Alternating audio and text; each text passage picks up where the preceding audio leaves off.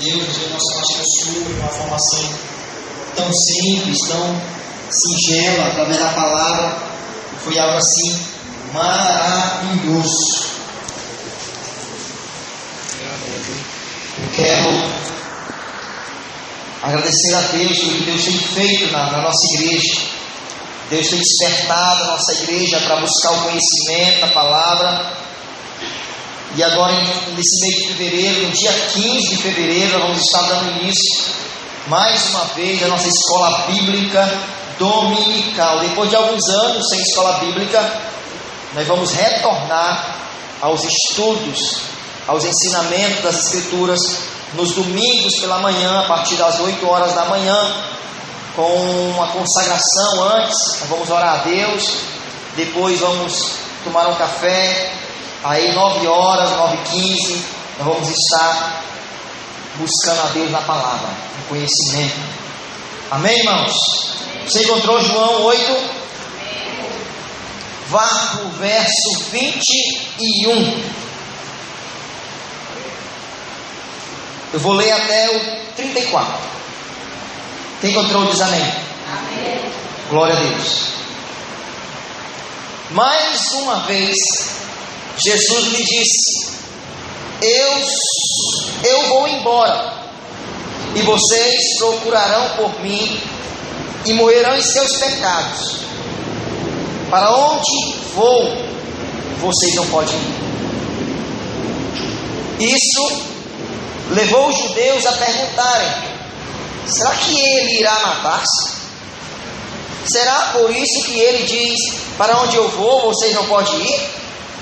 Mas ele continuou: vocês são daqui de baixo, eu sou lá de cima. Vocês são deste mundo, eu não sou deste mundo. Eu lhe disse que vocês morrerão em seus pecados, se vocês não crerem que eu sou, de fato, morrerão em seus pecados. Quem é você? Perguntaram eles. Exatamente o que eu tenho dito o tempo todo, respondeu Jesus. Tenho muitas coisas para dizer e julgar a respeito de vocês, pois aquele que me enviou merece confiança, e digo ao mundo aquilo que dele ouvi. E eles não entenderam que eles estavam falando a respeito do Pai. Então Jesus disse: quando vocês levantarem o Filho do Homem, saberão que eu sou, e que nada faço de mim mesmo, mas falo exatamente o que o Pai me ensinou. Aquele que me enviou está comigo, ele não me deixou sozinho, pois sempre faço o que lhe agrada. Tendo dito isso, ou essas coisas, muitos creram nele. Verso 31. Disse Jesus aos judeus que haviam crido nele: se vocês permanecerem firmes na minha palavra, verdadeiramente serão meus discípulos, e conhecerão a verdade, e a verdade os libertará. Eles responderam: somos descendentes de Abraão, nunca fomos escravos de ninguém. Como você pode dizer que seremos livres? Jesus respondeu: digo-lhes a verdade, todo aquele que vive pecando é escravo do pecado. Só até aqui. Senhor Deus, isso aí é a tua palavra, Senhor, que é poder e vida para todo aquele que crê. Pai, eu te peço que o Espírito Santo, mais uma vez, ó Senhor, fale ao nosso coração. Eu peço a Ti, ó Deus, eu suplico a Ti a graça de ministrar fielmente a Tua palavra. Eu te peço, ó Deus, nesse momento, a unção e a autoridade. Eu quero, Pai, em nome de Jesus, que o Senhor me dê a condição para falar ao coração deste povo que está me ouvindo, daqueles que me ouvirão através da gravação desta mensagem, Pai. Peço também que o Senhor abra-lhes o entendimento, porque se o Senhor não o fizer, Pai, ninguém mais o fará. Eu oro para que seus corações, ó Pai, agora entendam e se comovam, se quebrantem diante da Tua palavra e se rendam a Ti. Peço, Pai, fala mais uma vez ao nosso coração e transforma-nos, limpa-nos, liberta-nos, como diz tua palavra, revela a tua verdade e nos tornas livres, Senhor, em o nome do Senhor Jesus. Livra-nos da nossa ignorância, livra-nos de nós mesmos, do nosso eu, de nossa natureza, Pai, e nos faz servos teu, filhos teu, em o nome do Senhor Jesus. Amém, igreja? Glória a Deus, glória a Jesus. Eu quero falar, irmão, um pouco sobre esse texto, sobre a auto-revelação de Cristo. Se você meditar nesse capítulo 8, era exatamente isso que Jesus estava fazendo. No capítulo 7 ele inicia, e aqui no capítulo 8 ele dá continuidade, e ele começa a falar acerca de si mesmo. O desejo dele é levar aqueles homens, os seus ouvintes, uma revelação dele próprio. E eu quero nesta noite, mais uma vez, orar para que o Espírito Santo fale ao seu coração e também revele tudo aquilo que a palavra de Deus tem para nos ensinar e nos revelar. É indispensável, irmãos, que aquele que se aproxima de Deus, aquele que se achegue a Deus, o conheça de fato e de verdade, em tudo aquilo que Deus se deixa conhecer. Ninguém deve se aproximar de Deus pelo fato de querer receber dele alguma coisa, porque ele é bom, porque ele é provedor. Mas devemos buscar a Deus, porque ele é Deus, porque ele é digno. Sem ele não há vida, sem Deus não há salvação, não há eternidade com ele. Que nessa noite o Espírito Santo fale ao seu coração. Naquele momento, Jesus Cristo fala ali aos fariseus, aos saduceus, e muitos, todos que estavam ao seu redor, havia discípulos também, pessoas que não gostavam dele, estavam ali apenas para tentar pegar ele em algum erro, alguma palavra. Mas é verdade, irmãos, é que aquele momento que Jesus falava acerca de si, era um momento único. Talvez aquele momento, e foi exatamente isso que aconteceu, não mais iria acontecer. Ele não mais revelou tanto sobre si, falou acerca de si mesmo, como nesses dois capítulos, capítulo 7 e o capítulo 8 de João. E ele fala exatamente isso: vocês me buscarão, vocês tentarão me conhecer, mas vocês não encontrarão. Na verdade ele diz: quando eu for levantado, quando vocês me colocarem naquele madeiro, naquela cruz, onde eu for erguido, somente aí vocês conhecerão. E aí já serão tarde demais, porque vocês já tiveram crucificado o Filho de Deus. E aí eu entendo, irmão, logo de início aqui nessa palavra, que Deus quer nos ensinar o seguinte: há coisas, irmãos, nesta vida, que Deus nos fala, que Deus nos alerta, que Deus nos orienta, que Ele não fará mais outra vez. Chegará um tempo, irmãos, que Deus irá se calar. Chegará um tempo que não vai haver mais essa revelação que nós estamos tendo hoje. Buscai o Senhor enquanto é tempo, invocai o seu nome enquanto pode ser achado. É isso que a palavra de Deus diz. Mas haverá um tempo que todo esse esclarecimento, que toda esta luz, que toda essa revelação, as mensagens que são ministradas hoje, ficarão muito confusas. Não haverá mais a revelação, o entendimento que nós temos hoje. O que eu quero dizer, irmão, que essa oportunidade que nós estamos tendo hoje, que você está tendo, ela pode ser única para você, de uma forma individual. Como assim, pastor? Pode ser que você não ouça mais uma outra mensagem. Talvez a que você está escutando agora seja a última revelação de Deus, da sua palavra para você, e não vai mais se repetir. Afinal de contas, você sabe quantas vezes Deus já falou contigo.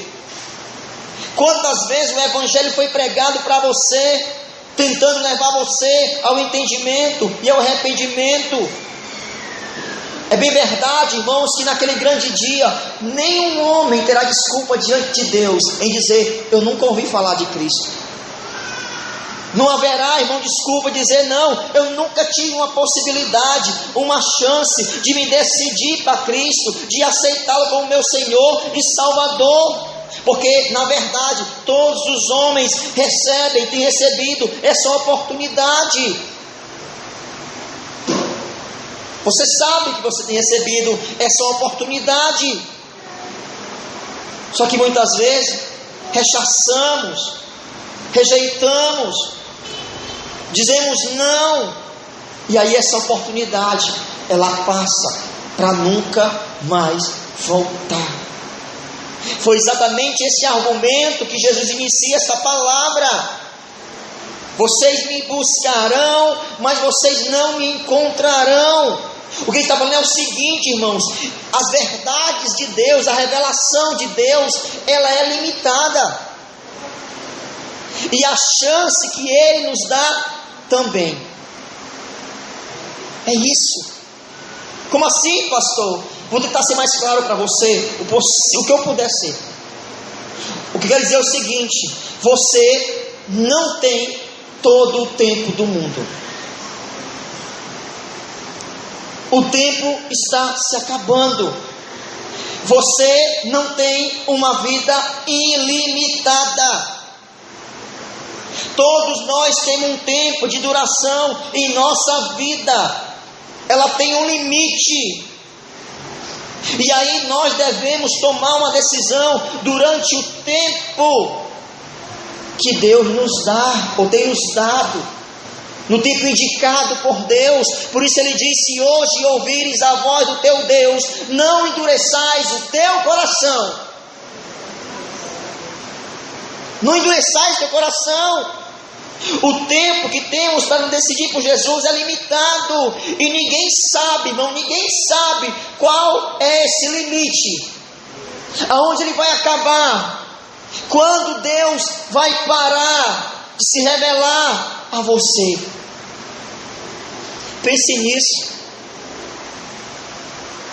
Aqueles homens estavam recebendo a sua última oportunidade.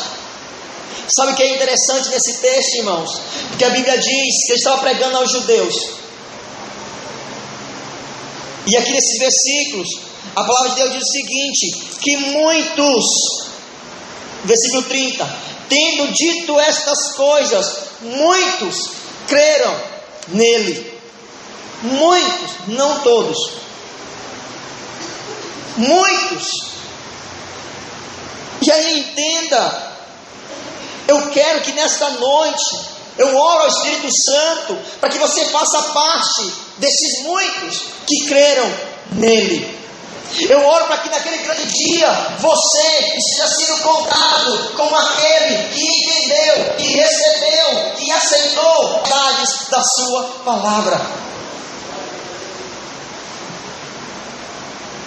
E aí, irmãos, justamente porque temos essa oportunidade na vida, e nós temos essa oportunidade, você tem, todos nós temos essa oportunidade, existe também um juízo. Como assim, pastor?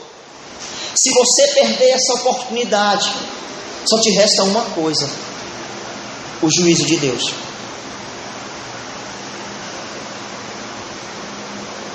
E quanto maior é essa oportunidade, quanto mais frequente ela vir, quanto mais clara e evidente essa oportunidade for, entenda isso, maior será o juízo.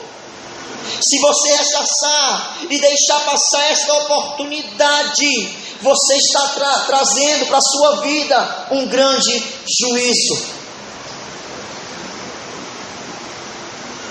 Você sabia que existem agora pessoas em vários países do mundo que não estão tendo a oportunidade que você está tendo? Você está agora em um templo evangélico. É bem verdade que não é tão confortável. Mas sabe onde está agora milhares de cristãos agora presos, sendo torturados, tendo suas casas queimadas, seus filhos mortos, esposas e esposos. Eles não têm uma Bíblia, eles não têm um equipamento de som, eles não têm rádio transmissor, eles não têm nenhum tipo de equipamento sofisticado, de última geração, digital, para ouvir e refletir na palavra. Mas sabe o que eu vejo em muitos desses homens e mulheres? Que a única oportunidade que eles têm, eles abraçam, ao ponto de entregar a própria vida. Será que isso não nos constrange? Quantos pastores, quantas mensagens, quantos equipamentos de som, aparelhos, meios de comunicação, melhor dizendo, tem sido usado para lhe dar oportunidades maravilhosas, claras, que você sabe que é Deus que está te chamando, falando ao teu coração, e você só tem rejeitado. Essa passagem, ela nos confronta. Como assim, pastor? Você tem uma gloriosa oportunidade hoje. Você já teve outras, mas você está tendo mais uma. Isso deveria agora levar você a pensar um pouco. Como assim, pastor? Porque essa oportunidade, ela tem uma limitação de tempo. E você precisa aceitá-la enquanto Deus ainda está falando com você. Por quê, pastor? Jesus disse, ele persistia em dizer que aquelas pessoas que rechaçassem a Ele, que não aceitassem, que se opôssem à sua mensagem, morreria em seus pecados. Não sou eu que estou dizendo isso, é a palavra de Deus. Sabe o que eu aprendo? A única forma, o único meio de eu ter a minha salvação, de eu conseguir que os meus pecados sejam perdoados, é através do Evangelho. É recebendo a oportunidade, é abraçando a chance que Deus tem me dado. Ou eu morrerei com os meus pecados. Eu não conseguirei apagá-los. Ainda que eu tenha todo o dinheiro do mundo, toda a riqueza do mundo, eu não posso dar nada em troca.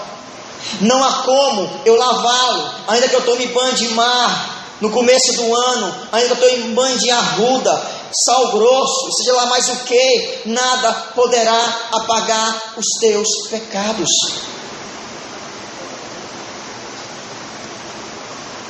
E quando eu falo em pecado, talvez você não tenha noção do que é o pecado. E eu vou falar daqui a pouco sobre isso. Talvez você ache que o pecado é algo que nem exista, que seja uma invenção do homem. Talvez você ache que o pecado é uma invenção da consciência de alguém que saiu se espalhando por aí para levar as pessoas a ter um sentimento de culpa. E você está enganado. Se você for em uma aldeia indígena, nunca frequentado por um homem branco, nunca ninguém levou uma lei lá do que é certo ou errado. Sabe o que existe lá?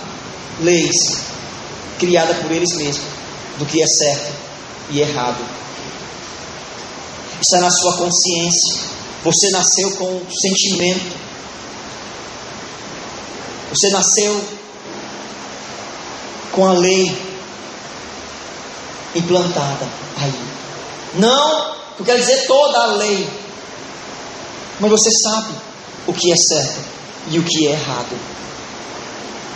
Ainda que você tente sufocar isso, ainda que você muitas vezes tente não ouvir essa voz da sua consciência, porque a Bíblia diz que os homens nos últimos dias, eles farão exatamente isso. Eles vão mortificar esta voz, cauterizar esta voz.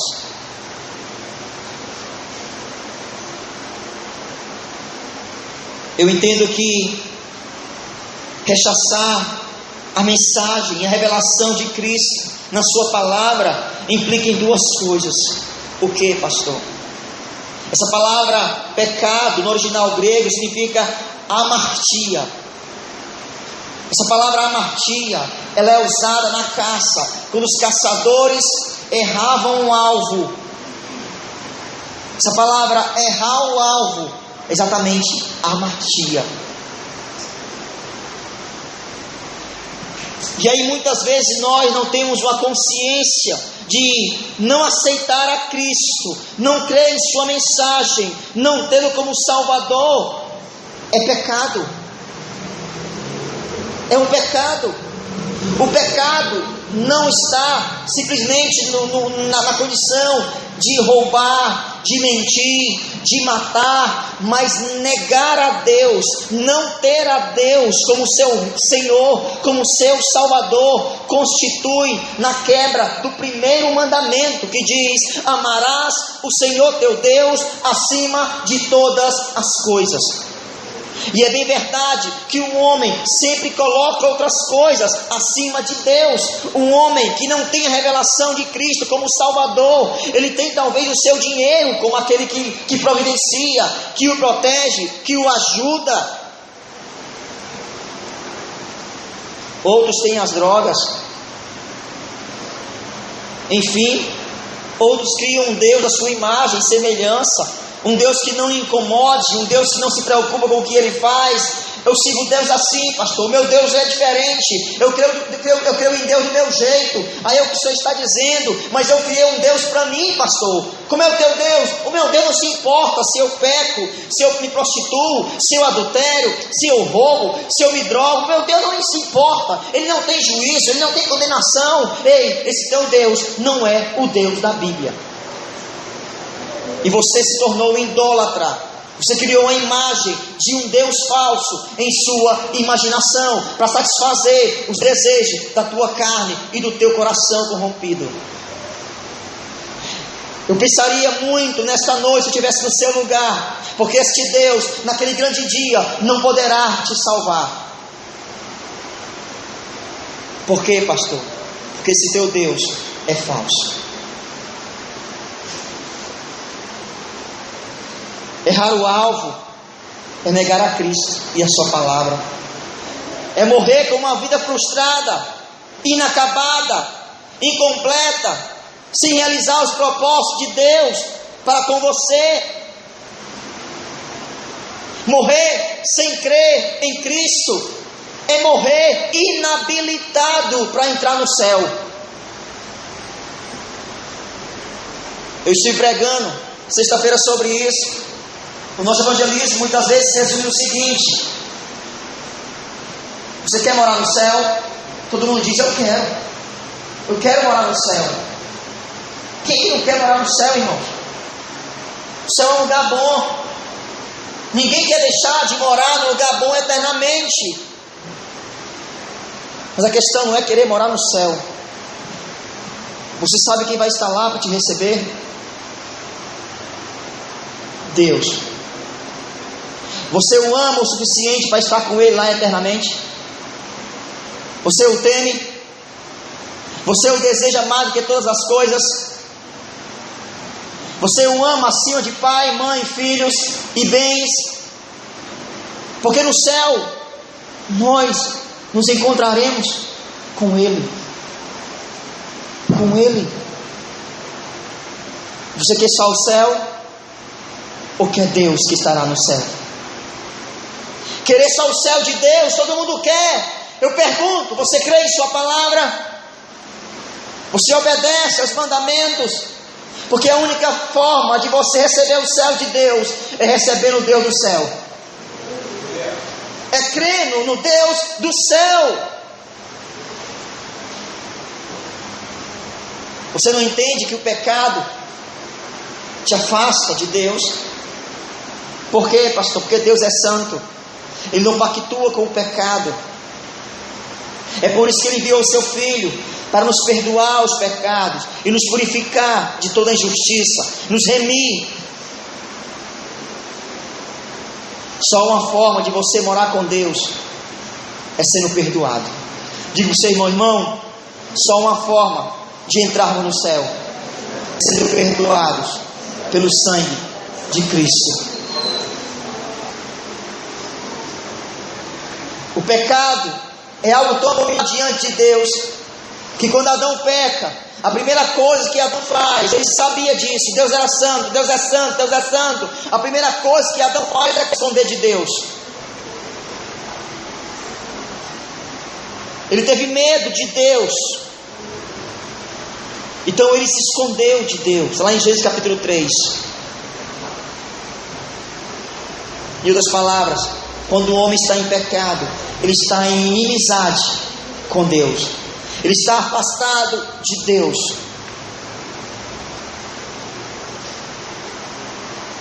E aí, não tem coisa pior nessa terra do que estar em inimizade com Deus. Você gosta de ter inimigos? Quem é que gosta de ter inimigos? Levanta a mão. Ninguém gosta. Você gosta de ter atrito com o seu vizinho? Você queria ter um vizinho inimigo? Um irmão inimigo? Morando na sua mesma casa? Um pai que não gosta de você, ser seu inimigo? Um esposo ser seu inimigo? Né? Dormindo com o inimigo? Como tem aquele filme. Você gostaria?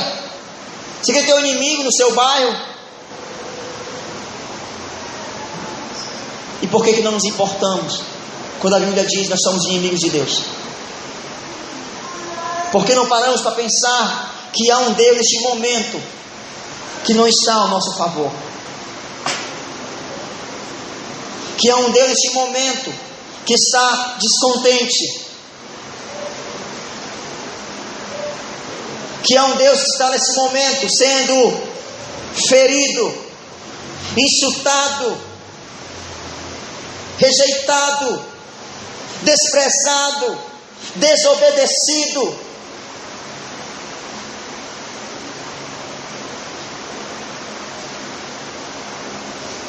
A inimizade do mundo, ou com o mundo, nos torna inimigos de Deus. É Tiago que diz isso. E Jesus é bem claro quando ele diz o seguinte: eu não sou do mundo, eu não sou de baixo, eu sou de cima. Vocês são de baixo, eu sou de cima. Eu não sou deste mundo, vocês são deste mundo, eu não sou deste mundo. Por isso Jesus, na oração, ele diz: Pai, eu não te peço que os tire do mundo, mas que os guarde, porque tu me deste do mundo, eles são teus. Tu me deste, eles são teus. Você entende? O propósito de Deus é te tirar e te fazer uma nova criatura, é te constituir um cidadão dos céus.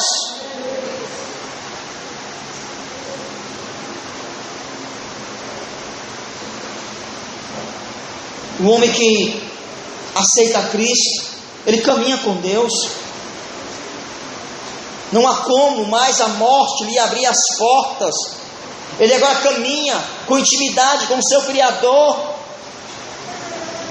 Ele tem um relacionamento com Deus, ele se torna amigo de Deus. Aceitar a Cristo é se tornar amigo de Deus. Agora, rechaçar a Cristo significa ser estranho para com Deus. Aceitar a Cristo é se tornar amigo, mas não aceitar é continuar estranho. A Bíblia diz que a ira de Deus permanece sobre aqueles que não creram. Permanece, não é que virá, já está.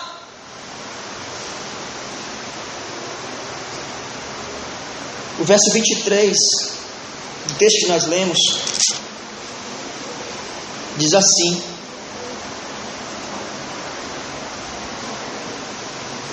mas ele continuou: vocês são daqui de baixo, eu sou lá de cima. Vocês são deste mundo, eu não sou deste mundo. Até quando a nossa natureza mundana, pecaminosa, continuará nos afastando daquilo que é do alto, daquilo que é de cima? Jesus está esclarecendo para aqueles homens o seguinte: escutem, eu vou falar algo para vocês agora. Eu sou celestial. A minha natureza é de cima. Eu sou de Deus, eu sou divino. E aí, irmãos, isso é algo que temos que entender. Se nós somos de baixo, Jesus é de cima. Somente a sua graça reveladora pode nos fazer compreender quem Ele é e o que Ele diz. Um homem natural, que diz, não pode compreender as coisas do Espírito. Jesus deixa bem claro, explica: eu sou lá de cima, vocês são daqui de baixo. Vocês não conseguem entender isso.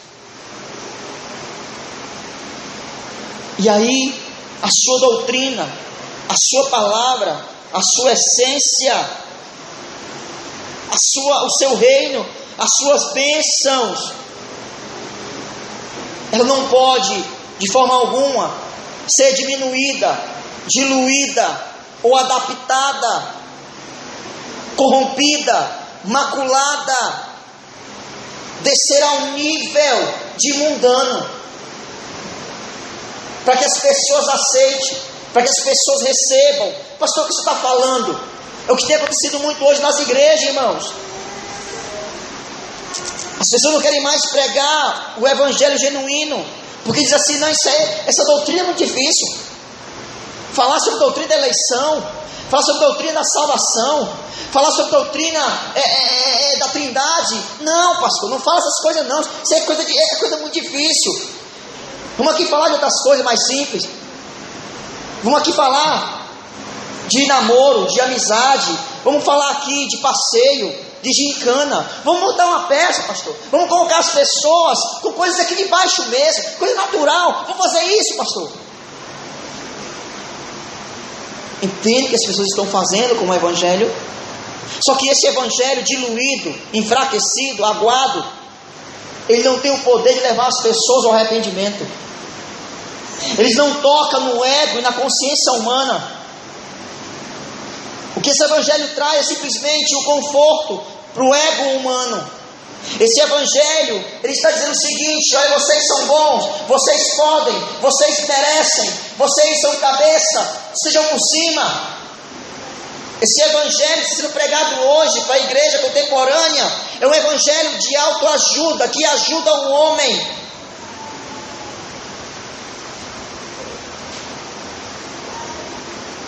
E estamos esquecendo de pregar as coisas do alto.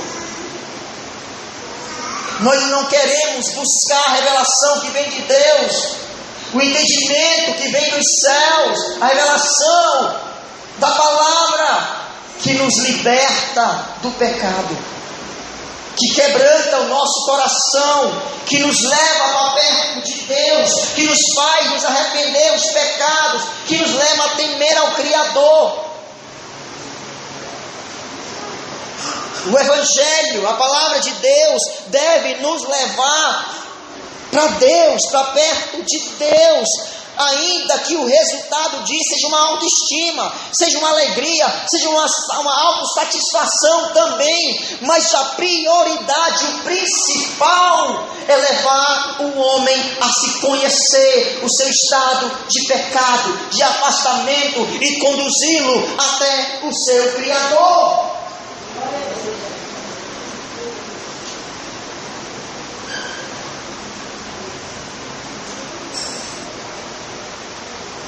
Por sermos naturais,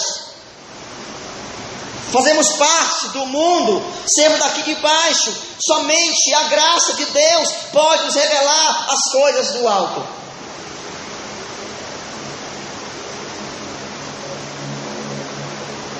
A verdade é que a nossa origem é terrena. Fomos tirados do pó, da terra. Vivemos nesse mundo corrompido. Eu quero dar aqui um exemplo bem prático. Quem nasce no Brasil é brasileiro. Olha a característica do brasileiro para um europeu, para alguém que nasce e cresce, vive na Europa.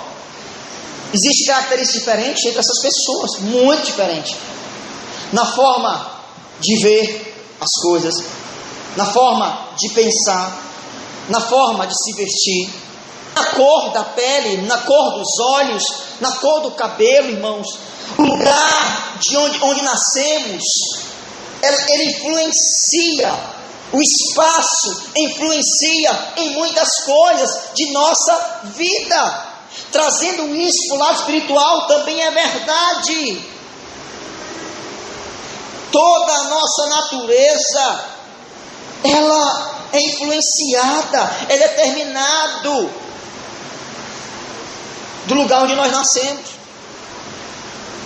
Por isso ele diz: ser de cima, ser de baixo, deste mundo, não ser deste mundo.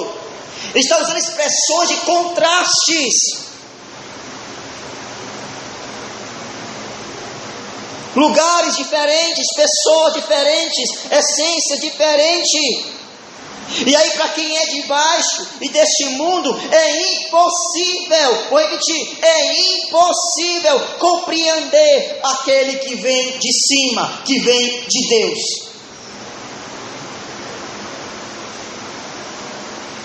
E aí, pastor, devemos considerar algo: que toda revelação que nós temos, ela vem de Deus e da sua graça. Ser deste mundo é ser daqui de baixo. E aí, irmão, isso aqui não é só algumas pessoas, não, mas ou religiosa. Ser de baixo é todos os homens. Todos os homens. E precisamos dessa revelação do alto.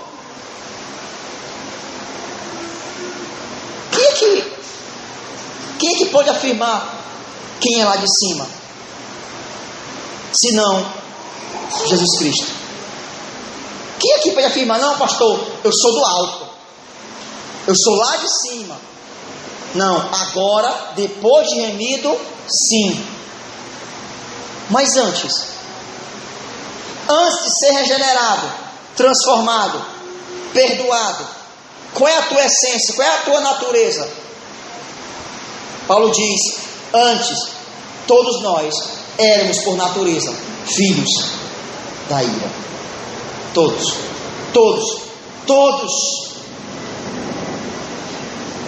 E aí, por isso, natural é que nós não reconheçamos de fato a Jesus.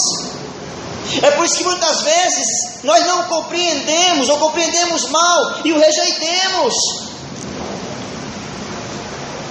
Quando se nos abrem os olhos para Jesus, pode ter certeza, irmãos, quando você consegue enxergar Jesus, entender a sua palavra, isso é um milagre.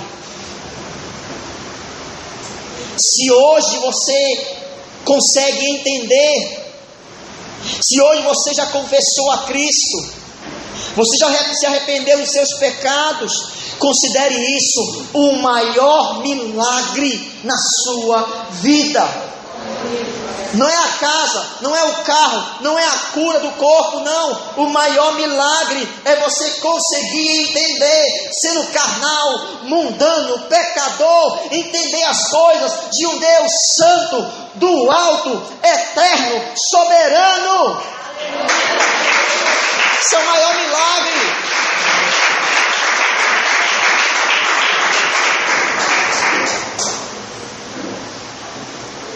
Você entende quando Jesus tem aquela conversa com Nicodemo no capítulo 3 de João?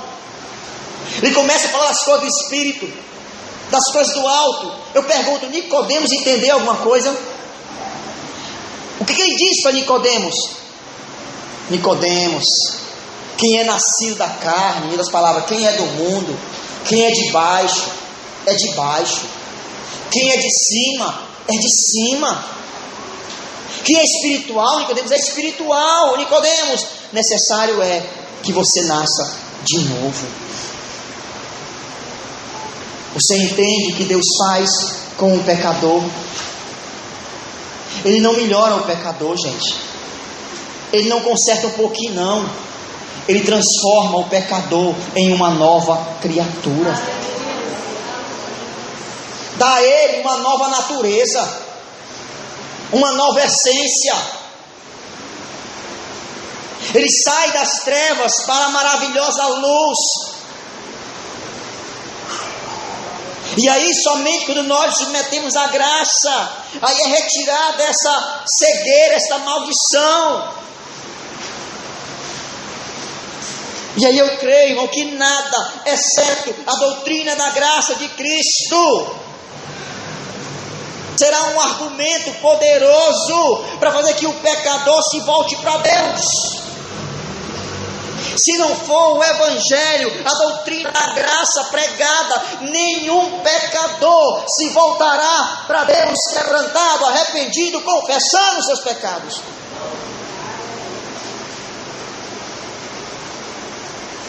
Ele pode fazer muita coisa. Ele pode chorar, pode se emocionar, pode pular, pode sorrir, pode cantar. Mas eu pergunto, houve um verdadeiro arrependimento? Houve uma regeneração? Houve um verdadeiro sofrimento pelo pecado?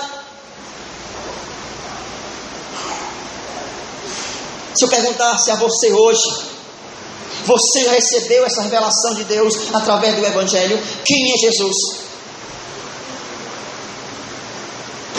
Talvez para alguns, Jesus é só mais um profeta, mas um mestre excelente. Talvez alguém maior do que uma criatura. Mas eu pergunto, você já é capaz de reconhecê-lo acima de tudo? Como Deus excelso, sublime, maravilhoso? Você consegue já engrandecê-lo, dizendo: bendito é o Senhor pelos séculos dos séculos? Você consegue crer e enxergar? Você já tem revelação que Cristo é um com o Pai? E você o tem honrado como Pai? Você o reconhece como a luz do mundo que dá vida aos homens? E que Ele é um com Deus? Você já recebeu essa revelação? Se não, eu te convido hoje, não perca mais tempo, porque Ele está te revelando estas coisas. Pare de adiar, porque você não é dono do tempo. Eu falei isso aqui uma vez, vou repetir. Você não tem medo que chegue um dia que todas essas palavras não tenha mais nenhum efeito sobre você? Hoje talvez você fique incomodado, você não gosta, fica pensativo, mas você nunca se decide. Vai acontecer um dia, sabe o quê? Que você não vai mais estar nem aí porque o pastor disser. De novo, besteira. Vai, vem essa landainha de novo. Ei, vou mais não, mais não. Aquela ali não, eu vou para outra. Aquele tempo todo falando que eu tenho que arrepender, pedir perdão, senão eu vou para o inferno, eu não vou mais nada. Não. Vou para outra igreja. Aí as portas estão se fechando. Eu teria muito medo de estivesse no seu lugar e estar rejeitando o tempo todo a voz do Espírito Santo. E eu ficaria mais apavorado ainda se eu não conseguisse mais ouvi-lo. Porque enquanto ele estiver dizendo: te arrepende, vem para mim, eu te amo, eu te quero, se dobra, se curva, vem, eu te quero, ainda há esperança. Mas quando ele se calar,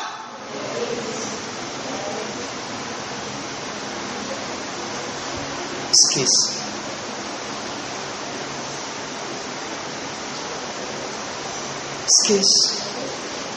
Por quê, pastor? Porque você terá trocado a justiça de Deus pela justiça dos homens. Cristo é a nossa justiça. Quando você abandona Cristo, você troca a justiça de Deus pela sua própria justiça.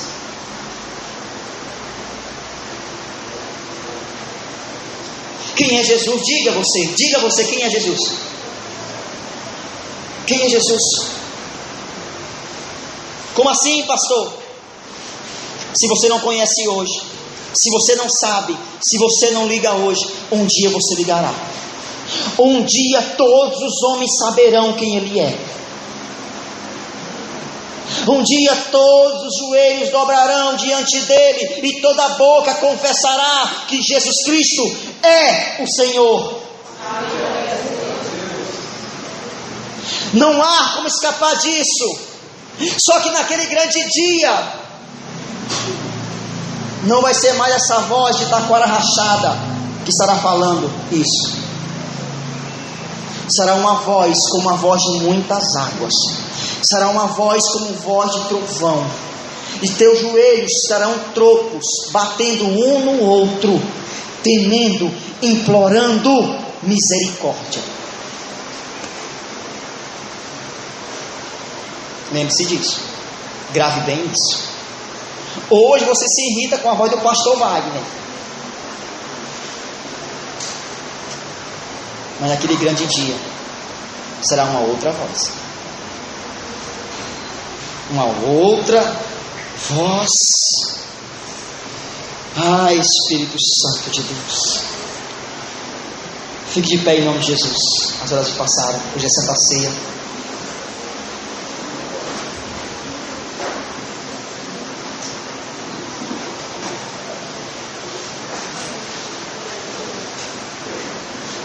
No verso 32, escute isso. Estou terminando.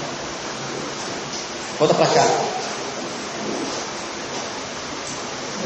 Jesus revela algo àqueles homens. O que, pastor? Vocês são escravos. Jesus do alto está falando para aqueles de baixo. E mais uma vez eles não entenderam. Como assim, escravo? Nós nascemos livres. Somos filhos de Abraão. Coisa terrena. Coisa terrena. Para um judeu, irmão, ouvir aquilo era um insulto. Porque ele diz assim: não, nós somos livres. Não é em verdade, na verdade. Porque o povo de Israel foi cativo, levado ao cativeiro muitas vezes por várias nações. Babilônios, persas e tantos outros levaram os cativos várias vezes, foram escravos no Egito várias vezes. E agora ele diz: não, nós nunca fomos escravos. Não é verdade. E o estado onde eles se encontravam naquele momento era o quê? Que governo estava sobre eles? Quem os dominava? Roma. Tudo bem, vamos compreender para o lado judaico. Vamos supor que eles querem dizer: não, nós somos escravos no corpo, mas nossa alma é livre, a nossa mente é liberta. Nós não aceitamos essa opressão. Nós somos de fato livres, até mesmo porque a lei dizia isso, lá em Levítico 25:39, que nenhum judeu deveria ser escravo. Até mesmo seu irmão tinha que saltar, não podia tratar como escravo. Então aquela filosofia estava impregnada nos judeus. Houve muitas revoltas, rebeliões no tempo de Roma, porque havia um sentimento de liberdade nos judeus. Eles não aceitavam a opressão de ninguém. Somente o Senhor era o seu dono. Somente Deus era o seu dono. Parece muitas vezes com muitas pessoas hoje, irmãos. Todo mundo quer um Deus bom. Todo mundo quer um Jesus provedor, né, Silviano? Um Deus salvador. Um Deus que vence o mal, um Deus que derrota o inimigo. Todo mundo quer um Deus que para as águas, que para as tempestades. Todo mundo quer um Deus que cura, que sara, que liberta. Mas eu pergunto: você quer um Deus, Senhor?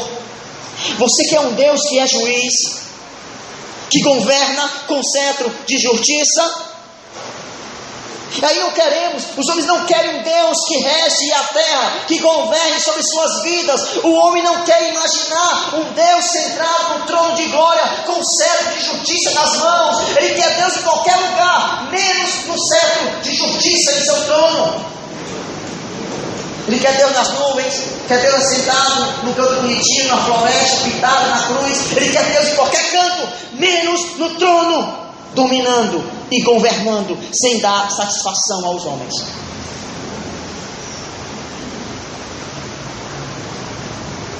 Ei, então esse seu Deus não é o Deus da Bíblia. Não é o Deus da Bíblia. Como assim, pastor? Jesus começa a dizer para eles: ei, todo aquele que comete pecado é escravo do pecado.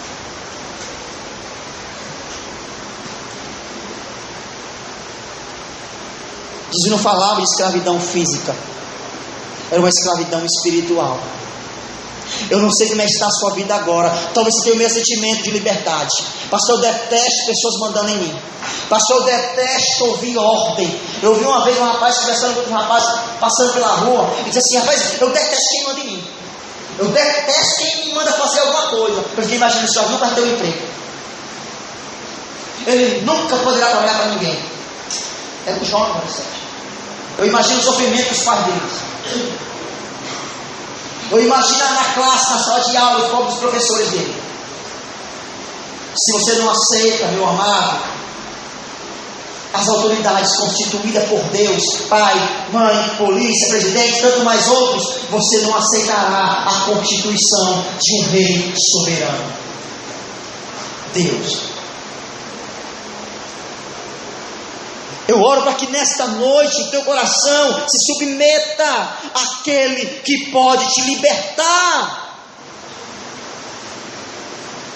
Como assim, pastor?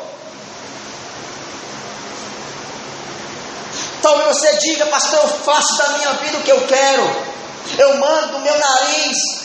Eu não recebo ordem de ninguém. Eu não preciso de Deus para mandar fazer o que Ele quer. Não, eu mando em mim. É engano seu. Primeiro, você é escravo do seu egoísmo. Você é escravo do seu orgulho. Há um orgulho que te domina. Ou talvez você seja escravo de um vício. Como assim, pastor? Sim, um vício. Drogas. Talvez prostituição, não sei. A verdade é que muitas vezes os homens se acham libertos, mas que na verdade são oprimidos e escravos das suas paixões, dos seus hábitos, dos seus maus prazeres, e os dominam o tempo todo.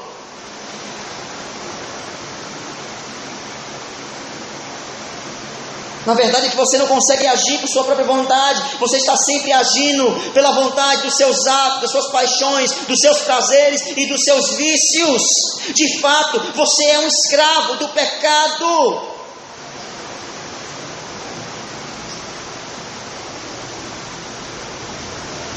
Aqueles homens eram escravos do pecado, prisioneiros de suas paixões. Já dizia o filósofo que o homem ele pode odiar o seu pecado, como ao mesmo tempo amá-lo. Se você conhece o drogado, ele ama estar se drogando, mas depois ele chora, se arrepende e odeia por ter feito aquilo, mas depois ele volta de novo. O homem pode odiar e amar o pecado ao mesmo tempo, porque ele é um escravo. Ele não tem força para parar, para deixar, para dizer não. Ei, Jesus Cristo veio para a liberdade, para te dar liberdade. Ele diz: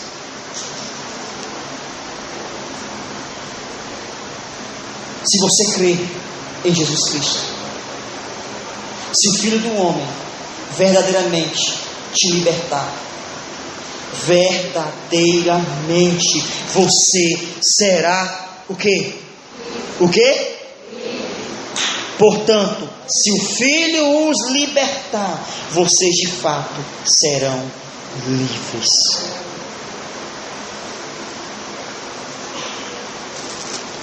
Feche seus olhos. Percebe quando você não consegue deixar de falar palavrões? Percebe quando você não consegue deixar de mentir? Percebe como o teu pecado anda de mãos dadas contigo? E você disse que ia parar. Você já fez até votos, dizendo assim: não precisa aceitar Jesus. Eu vou deixar por aqui o meu pecado, eu vou me controlar, não precisa na frente, para conseguir, tudo bem. Pode até ser que você consiga, eu acho muito difícil. Pode ser que você consiga, por um tempo, 1 mês, 2 meses, 3 meses, mas ele já estará aí, atormentando a tua vida. E mais, o que adianta você fazer um voto daqui para frente? Eu pergunto, e os passados? E o que você já cometeu? Quem vai perdoar? Quem vai consertar isso? E tudo que você já enganou, já mentiu, já xingou, já roubou e tantas outras coisas, quem vai consertar, amigo? Percebe? Eu estou te oferecendo nessa noite a salvação. Eu estou te oferecendo nessa noite o perdão dos teus pecados. Eu estou te oferecendo Jesus Cristo, o Filho de Deus. Se tem alguém nessa noite que quer vir aqui na frente, arrependido e confessando a Ele como seu Senhor, vem aqui na frente e eu vou orar por você. Você que me escuta por essa mensagem gravada, se você quiser fazer isso agora, aí na sua casa, no seu carro, aonde você estiver, no seu trabalho, faça isso agora. O que eu tenho que fazer, pastor? Peça perdão a Deus. Como assim, pastor? Pedir perdão a Deus? Sim. Lembra que eu te falei que haverá um juízo depois de rejeitar toda essa oportunidade? Sabe quem vai te julgar naquele grande dia? Deus. Por quê, pastor? Porque você pecou contra Deus, filho. Contra Deus. O homem não imagina que o pecado dele seja contra Deus. Ele pensa que o pecado dele é só contra o ser humano, é contra o próximo. Não. Quando você rouba, você quebra o mandamento de Deus. Quando ele diz não roubarás, quando Deus te disse não adulterarás, você está quebrando um outro mandamento. Não está simplesmente ofendendo o traído, não, o semelhante, não. Você está ofendendo primeiramente Deus que criou a lei. É um insulto àquele que criou a regra. E as pessoas não entendem que essas leis, essas regras é para nos preservar a vida. Já imaginou se não existisse na Bíblia não matarás? Adivinha o que aconteceria na humanidade? Adivinha?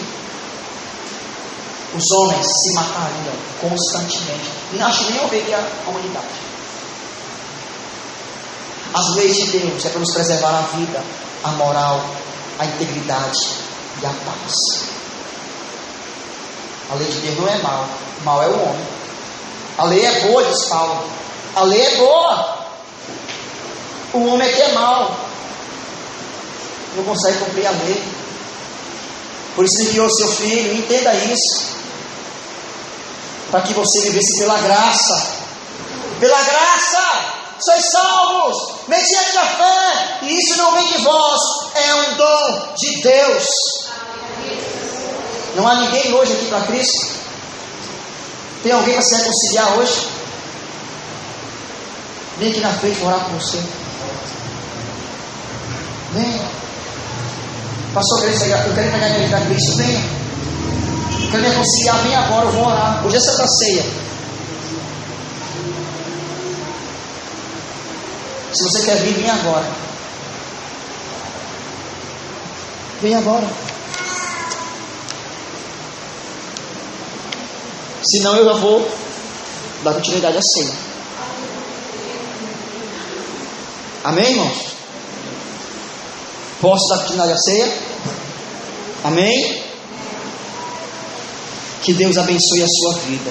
Se você orou aí no seu trabalho, na sua casa, que está me ouvindo para essa gravação, pela internet, não sei, procure uma igreja, procure um pastor, diga para ele o que você fez, que você se arrependeu dos seus pecados, que precisa de ajuda. Amém, irmãos? Em nome do Senhor Jesus. Vamos para a parte da ceia agora, em nome de Jesus. Amém, irmãos? Vamos para a ceia do Senhor.